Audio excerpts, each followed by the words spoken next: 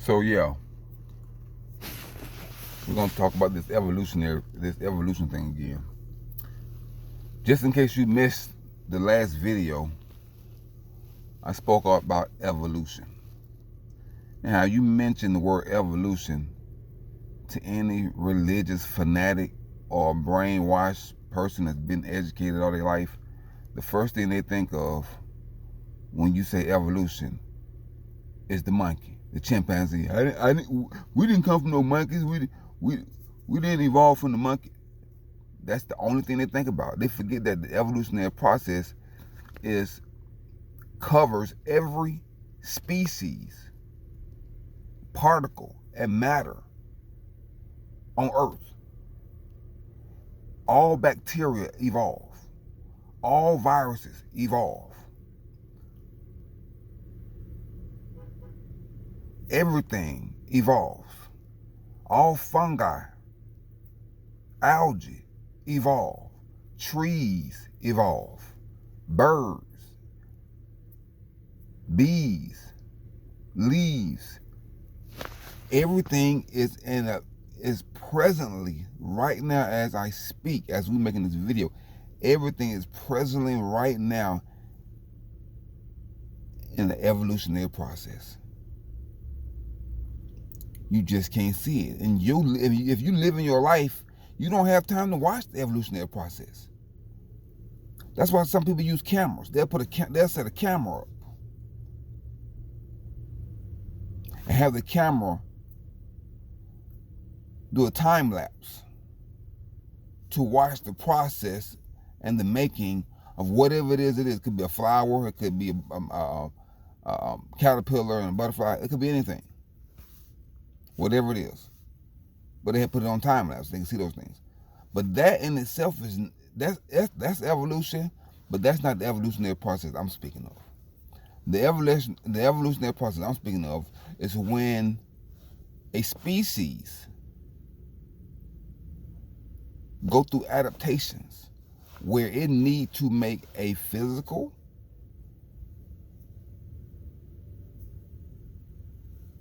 or a social or environmental change in order to survive. That's what the evolutionary process, not necessarily in order to survive, but those are one of the reasons why an evolutionary process will take place. That's why you'll find the same species of birds that live in two different environments. They look different. They hunt different. They act different, but they're cousins. Because one of the birds got to perform his duties in a different environment. So why would he act the same way as his cousin in Florida and he stay in Maine?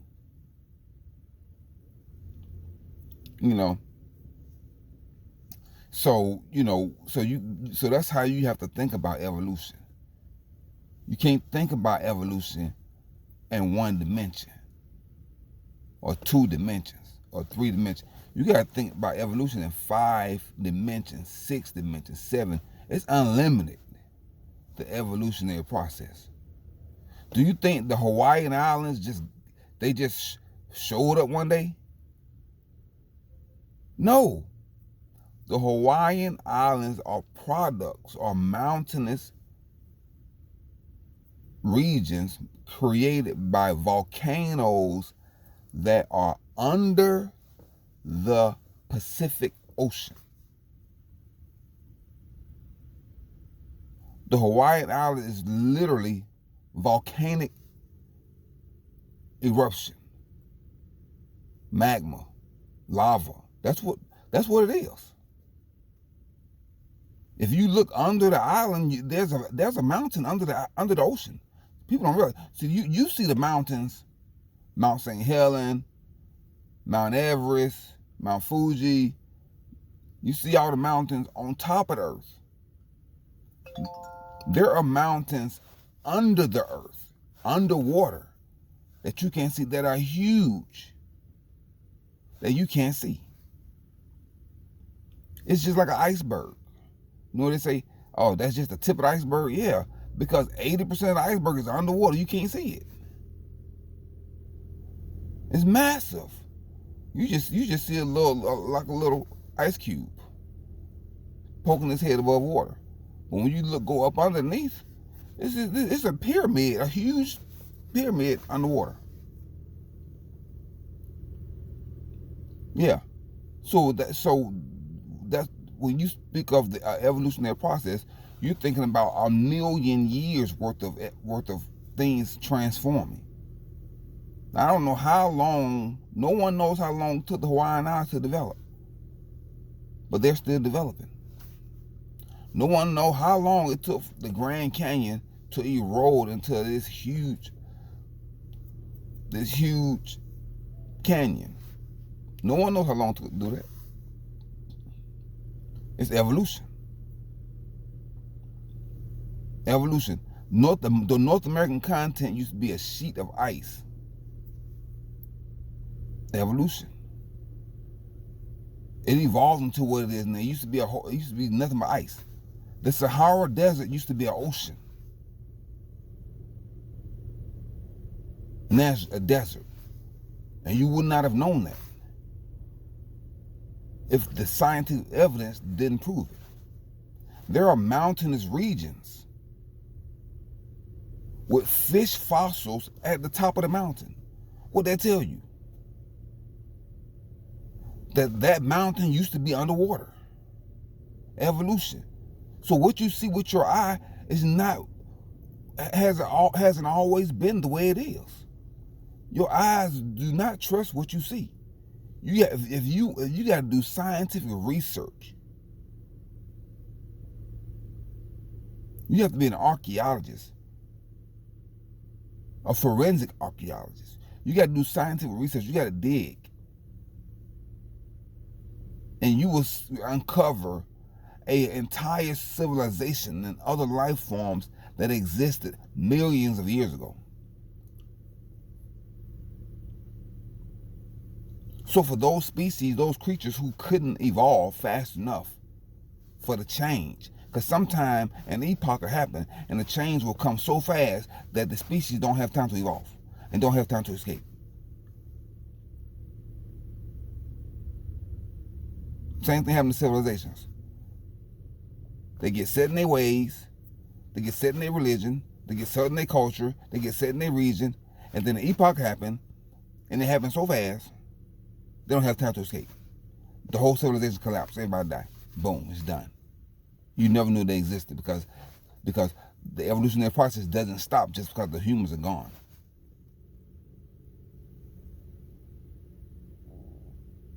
See? It's not how it works. When the baby's in the womb, it started off as a tadpole, as a little tadpole in the womb. So you got an egg in the mom and a sperm in the dad.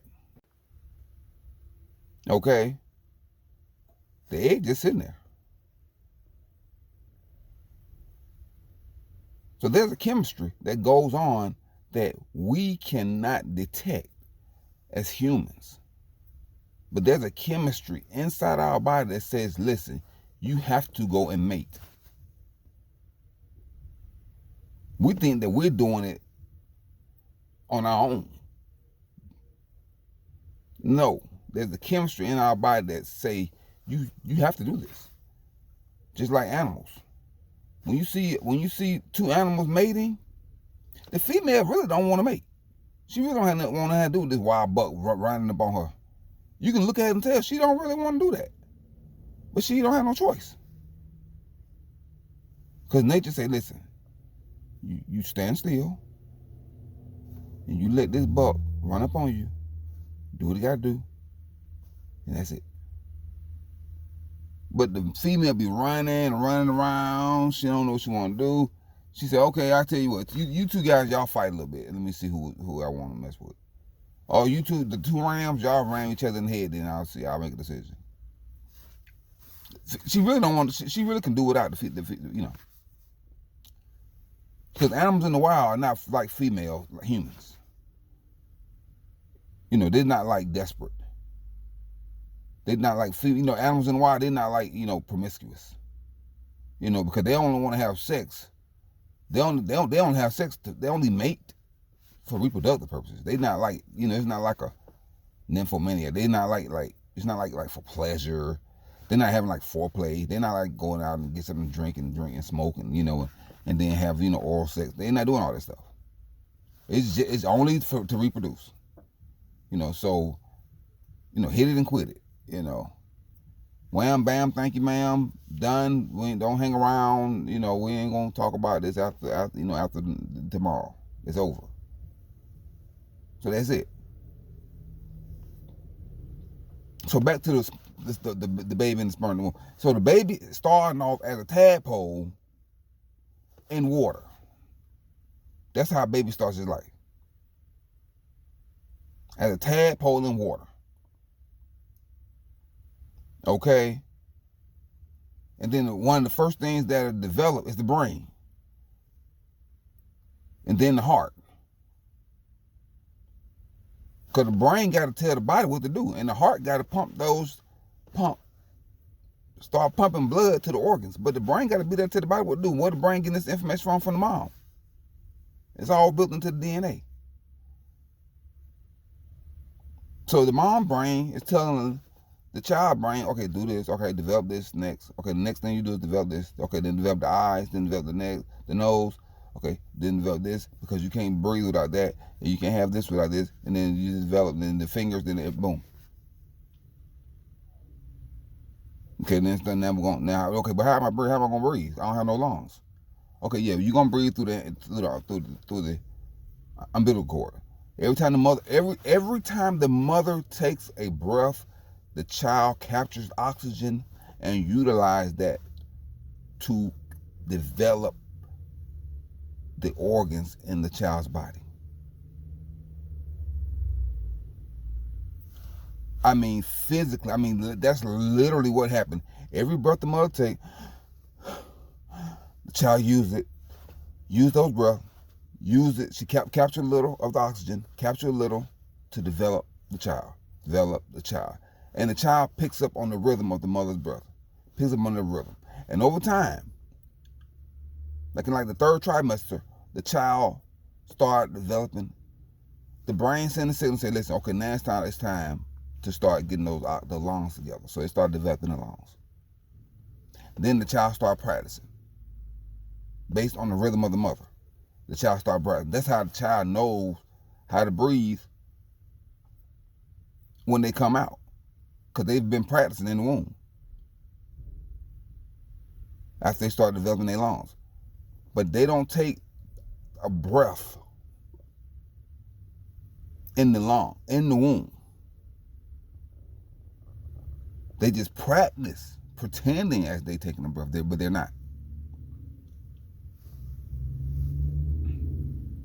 So when the baby is born, the contractions from the mother pushes the amniotic fluid out of the lungs. Each contraction pushes the amniotic fluid out of the lungs. So by the time the baby goes through the canal, the lungs are empty and preparing to take its first full free breath of oxygen in the free world. But the process from the sperm fertilizing the egg, that process, that's evolution. It's gone through an evolutionary process. See, then that evolutionary process didn't just happen. It took millions of years for every species to figure out what's the best adaptation to survive. That's why most species have 2 eyes, 2 ears, 1 mouth, 1 nose, 1 brain, a tongue, lungs, except for fish, arms, legs. Why you think we all have the same type of features? Because over the millions of years, every adaptation, the species, the organisms realize that, listen, in order to survive, these are the features that every living species must have or try to have. Now, you have some species that don't have all of these things that we have, that don't have all, the two eyes, but most of them do. A cow, 2 eyes, nose, mouth, tongue, ears. Deer, same thing. The mammal, same thing. Fish got 2 eyes, got a mouth, because they got to eat. So just by every species have some form or another of all the features that everybody else have. Okay, a snake don't have a leg, in arms, but its cousin do, the lizard. So something happened during that adaptation process where the lizard broke off from the snake and developed legs. It was evolution. No one knows how did it happen. But that happens all the time when the human species, we broke off. The Neanderthal and the other humans that was around then broke off from the humans, from the species that couldn't stand up straight and walk. See, so you can't explain everything. Just can't be explained because the evolutionary process is so long and expanding, and it's so wide and vertical, horizontal that you can't watch it. You can't explain it. You can't watch it. The only thing you do is theorize. But the evidence is here because we're living it.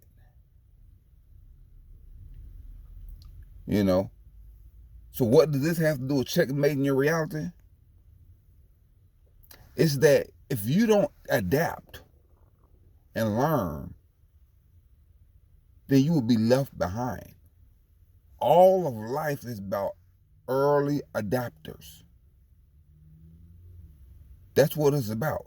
You notice whoever got in earliest with Amazon when it was $20 a share, they're billionaires. It's about early adapters. Whoever got in with Walmart when it was $10 a share, whoever got in on Apple when it was $10 a share, Microsoft, all these billion-dollar companies, their shares used to be $5, $10. Amazon shares collapsed during the .com, lost 90% of its value. 90%. They almost went bankrupt and collapsed. Tesla, the same thing. Tesla almost went bankrupt and collapsed. Tesla went from $70 a share. It stayed at $70 for like 5 years. They was within a month of bankruptcy.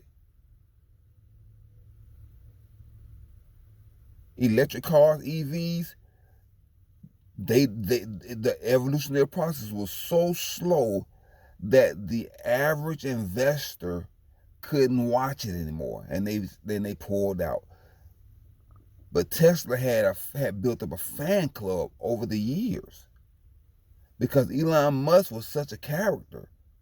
He was the founder of PayPal, and they built up a fan club over the years.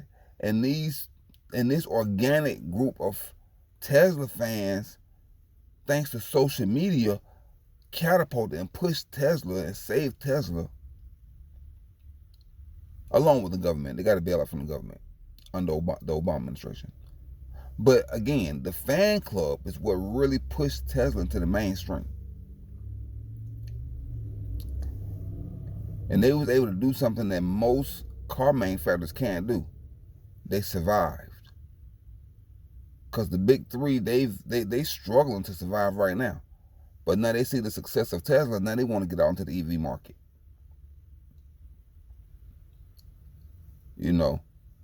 Because they going to either adapt to electric vehicles or they going to die. So let me show you companies, give you examples of companies that refuse to adapt. Towards us, bankrupt. The company literally does not exist anymore. Radio Shack, bankrupt. I think there are some ones that's here and there, but Radio Shack is the original technology company.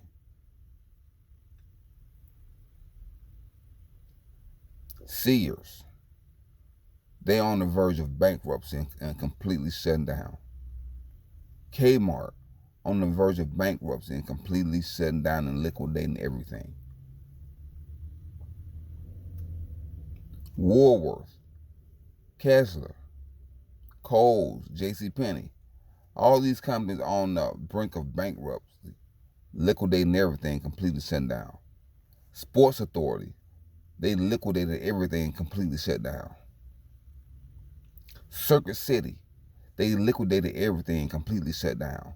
These companies did not have the visionary leadership to adapt fast enough to avert a disaster. They saw it coming. They just had they were just afraid. They was paralyzed with their own success. They was paralyzed and they was afraid to change. Best Buy almost collapsed. Macy's on the verge of bankruptcy and total collapse. Your traditional mall in general is on the verge of bankruptcy and total collapse.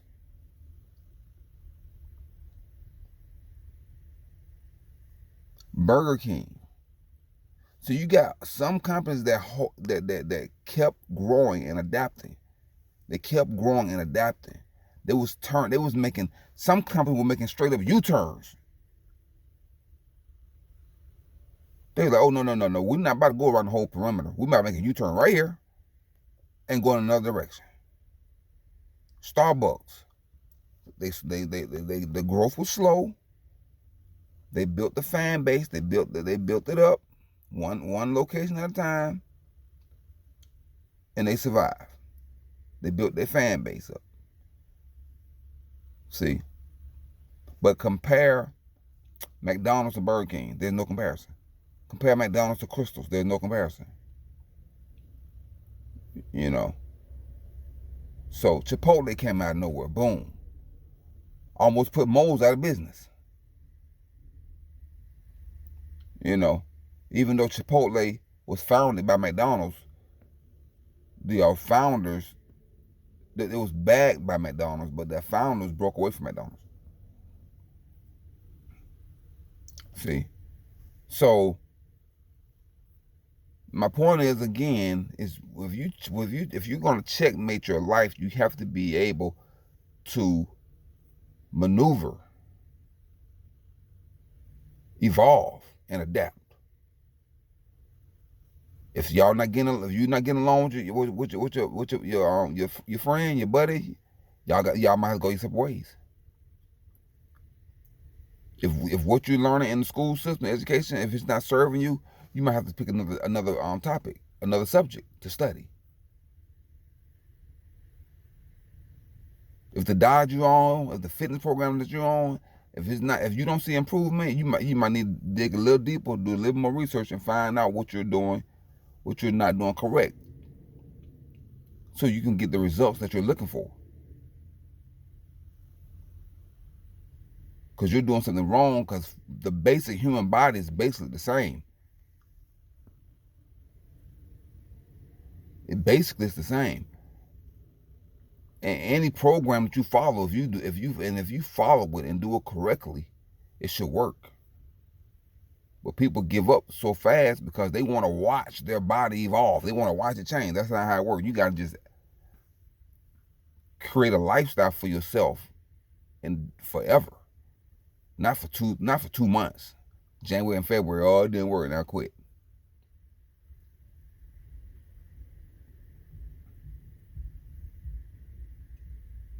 So people, you got to understand that the evolutionary process, it includes you making changes in your life. It includes you adapting. It includes in you putting certain aspects, certain areas of your life in checkmates sooner than others. And you have to be reasonable about your time frames. It may take 5 years, but 5 years is gonna come whether you're doing something or you're not. It's gonna come and go. So you might as well be doing something. You might as well be doing something. You might as well go ahead and take that step and start doing it and stay the course. Don't be down jumping ship in the middle of the ocean. Stay the course. What if your pilot say, "Oh, okay, I'm quitting right now in the middle of the air"? You think he was crazy? But people do it in their real life. They just quit in the middle of the flight.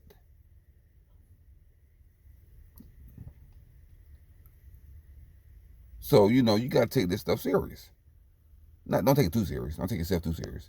But you got to take yourself serious enough for you to get the results that you're looking for. Anyway, I hope this video helps you. I hope it has some meaning. I hope you can take something from it and realize that we are all evolving, that all of life, all the species, every life form is in the evolutionary process. Winter, spring, summer, fall, the snow, the ice, the rain, the sun, the dying leaves. When leaves turn brown, they can look pretty and stuff in the fall, but those leaves are dying. They're dead. They're dying. They're falling to the ground to fertilize the earth for the next season. That's what leaves are. Leaves are food. It's nutrients for the trees that birthed them. Leaves are fertilizer. It's food. So when it dies, it goes back to the earth and fertilizes the earth. Not just dying just to be dying. It's in an evolutionary process. And it may not look like it's evolving, but it is. Just because you can't see the evolutionary process don't mean it's not happening. That's what you're not here to watch evolution. You're here to live it. Remember that. Say, tell your friends, your family, look, we're not here to watch evolution. We're here to live it. And whatever you can do to benefit and glean from the process, you better do it as soon as possible, or you get left behind. Peace.